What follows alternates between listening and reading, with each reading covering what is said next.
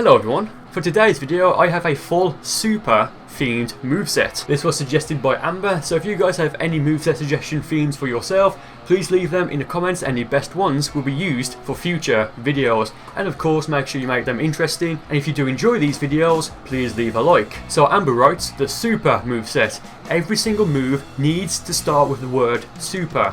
For example, super kamehameha, super after image, etc. If you cannot fill up a spot with super, it needs to be empty. This can go wrong really fast. So getting into the moves that I did pick, I've got super after image, super dragon flight, super dragon fist, super god fist as my 4 supers, super Gallic gun, super elite combo as my 2 ultimates, super saiyan as my transformation, and I have super back jump as my evasive. So I actually had a lot of options for this moveset. Of course you got the attacks here, and just to name a few alternatives, there's super drain, super mad dance, super god shock flash, super destructo disc, super explosive wave, super front jump, super Vegeta, of course super kamehameha and super ki explosion.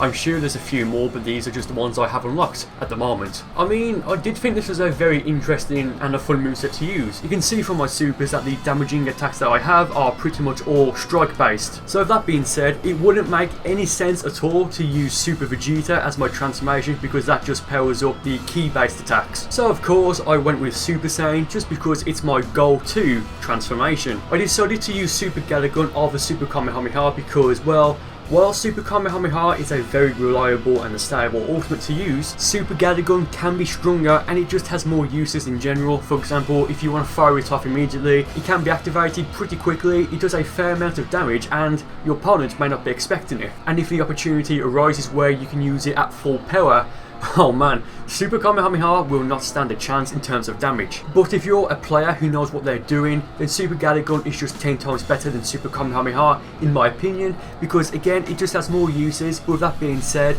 that doesn't mean that Super Kamehameha is bad. Think of it like this, in Xenoverse 1, if you knew what you were doing, you could maintain Super Saiyan 2 easily, so there's just no point using Super Saiyan 1 if you can just use a better transformation and maintain it.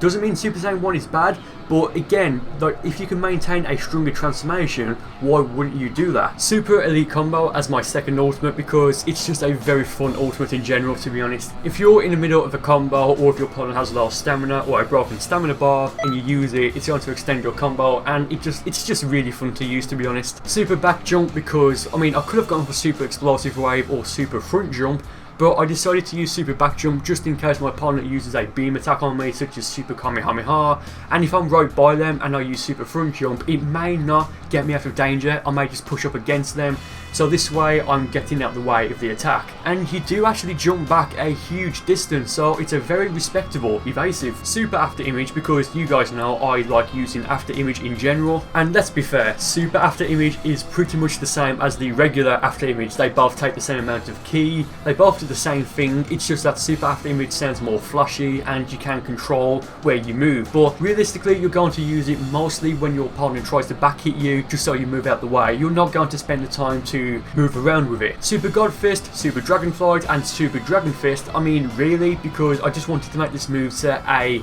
strike based moveset, and these are 3 very decent super attacks in general. So with that being said, let's get into the first fight. So this guy has full power energy blast volley and the ×20 Kaioken Kamehameha as his 2 ultimates, so fairly decent attacks there. I mean, I do need to be careful. I think it was this guy, he was kind of weird, like he wouldn't really attack me that much, even though, like, you'll see what I mean as we go through the fight. It was just very strange, to be honest. So as you just saw, when I vanished, I did go off the block because I'm trying to practice my perfect blocking when I vanish, because perfect blocking a back hit is something that you really do need in this game, especially against the good players. And that doesn't mean this guy wasn't good, but I'm just saying, like, with the high end players, you do need to learn stuff like that. And speaking of perfect blocking, I did get 2 very nice perfect blocks off there, as you just saw. In a moment, I decided to transform into Super Saiyan 1. Now, because of this moveset and because I don't have like maximum charge and Darkness Twin Star as a shield, I do need to conserve my ki because, as you guys already know, when you are a Super Saiyan 3, you basically have no ki recovery, so again, I do need to be careful there. So I'm noticing here that he's blocking and that he's got pretty much no stamina, So I decided to use Super Dragon Fist to break his stamina, because if I went for a charged hit there, he would have more than enough time to lower his guard, so he'll take the hit rather than getting his stamina broken. So I vanish here, then I get a perfect block off, which I've already mentioned in this video. It's so satisfying to do. And now here he's going to turn Super Saiyan 3, probably because he needs the damage bonus, to be honest. And I did try and perfect block it when he transformed, but I think I was just too fast and I completely got the timing wrong there. It's just so funny when they try and transform and they have low stamina, and you go up to them and perfect block when they do transform, because it sends you away and hits you, they get their stamina broken. It's one of the most satisfying, and it's really disrespectful when it happens, to be honest, but it's just brilliant. So here I was anticipating him to just try and rush into me and attack me, and he does. So as he does it, as you see right there, I go for the Super Elite combo and I finish him off that way. It was a fun fight in some places, but like I've already said, it was a bit weird because of how this guy played. But with that being said, let's move on to the next battle. So as we go into the next fight, I've noticed that my opponent has Final Flash and Supernova, and I'm only just realising this, but I guess I could have picked Supernova as well, because he's got Super in the name. Final Flash is a decent ultimate, it's fast enough I suppose, but Supernova in a PvP fight, it's terrible, and it's probably only going to work on your opponent if they are new, because even if you have 1 bar of stamina and your opponent uses Supernova, you can just use the homing dash to break their guard, and it's bad news for them at that point. So here, after this clash, I decided to go for Super Saiyan 2 because, well, Super Saiyan 2, you can maintain it and still have decent ki recovery.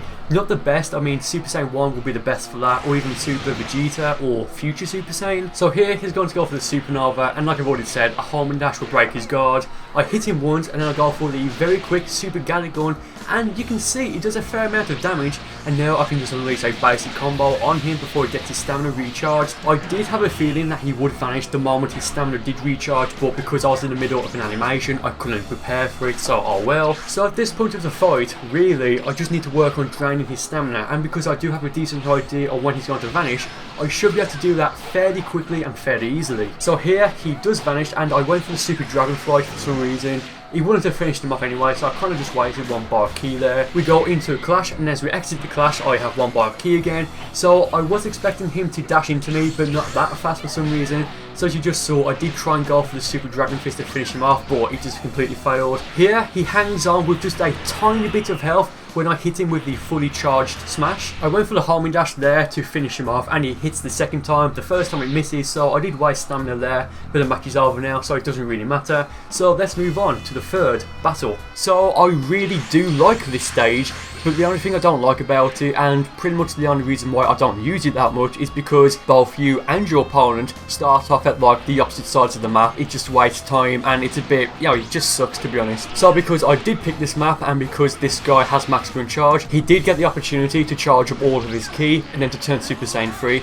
But he's going to waste a lot of his ki here, 4 bars exactly, by going for the perfect Kamehameha, and I'm right by him when he used it, so I have plenty of time to use a heavy smash to break his guard. I knew he was going to vanish here, so I did prepare for it. He vanished again just before I went for Super Dragonfly. Now, I do have a decent idea on when he's going to vanish, but I don't know when he's going to try and back hit me, so I do want to prepare for that, just in case he does have any back hit habits. Like I've already said, I can't really use Super Saiyan 3 with this moveset, or at least I can't use it efficiently. And because he is a Super Saiyan 3, I do need to be careful. So there, he went for the Kaioken Kamehameha, and it should have hit me, to be fair, but I think maybe because of the lag, I was able to hit him quick enough so it wouldn't register the attack, and I sent him flying back, then I vanished to try and continue the combo. So we're just staring at each other right now. He needs to pursue me. At this point, I don't need to do anything really. Because of how much health I have, and pretty much everything compared to his, he's not going to be able to use a capsule or anything like that. So in a moment, I turn Super Saiyan 1, thinking I have enough ki to go Super Saiyan 2, which I almost do. I mean,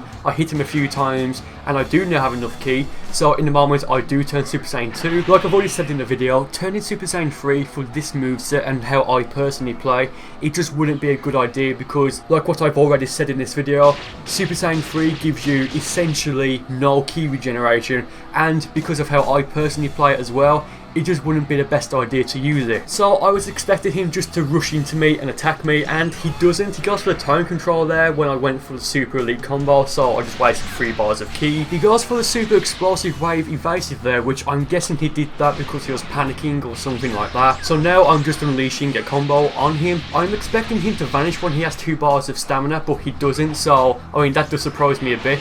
But then again, he had 3 bars of stamina there. He vanished and went for the homing dash, so again now he's got no stamina at all. He went for a second perfect Kamehameha, and I break his guard and finish him off with the super Dragon Fist. It was a fun fight, but it did feel like at some places that the guy didn't know what he was doing. But with that being said, I do hope you guys enjoy the rest of the video.